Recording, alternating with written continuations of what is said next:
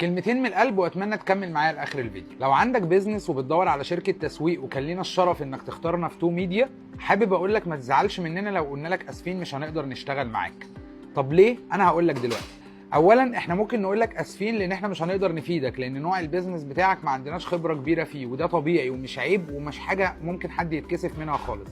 كل شركات التسويق في مصر عندها مجالات معينه عندهم فيها خبرات كبيره ومجالات تانية لا. ممكن نقول لك اسفين لان الميزانيه اللي حضرتك حاططها للماركتنج اقل بكتير من الميزانيه اللي احنا نقدر نبدا بيها مع بعض، وبالتالي هناخد فلوس حضرتك نضيعها ومش هتاخد اي نتائج تماما من الحمله اللي احنا شغالين عليها مع بعض. لو قلنا لك اسفين فده عشان احنا في تو ميديا مش بنستقبل عدد كبير من العملاء وخلاص، احنا بنستقبل شهريا 10 عملاء بس، عشان نكون مركزين جدا معاهم ونديهم كل طاقتنا ونطلع معاهم افضل نتيجه ممكن. ممكن نقول لك اسفين لان البيزنس موديل بتاعك نفسه مش افضل شيء، واحنا مش هنقدر نشتغل على البيزنس موديل ده وشايفين ان هو مش هيكون ناجح، فمش حابين نكون سبب في انك ما تنجحش او نضيع فلوس. من الاخر لو قلنا لك اسفين تاكد انه لمصلحتك، لان احنا في تو ميديا هدفنا نشتغل مع 10 عملاء راضيين عننا افضل بكتير ما نشتغل مع 100 عميل ويكون فيهم 90 عميل مش راضيين عن الخدمه اللي احنا بنقدمها ونتائجنا معاهم مش افضل حاجه.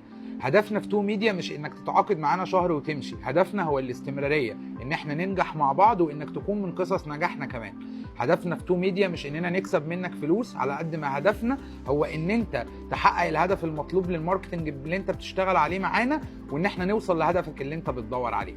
ما تزعلش مننا لو قلنا لك اسفين، احنا في تو ميديا نتمنى نخدم كل العملاء بتوعنا.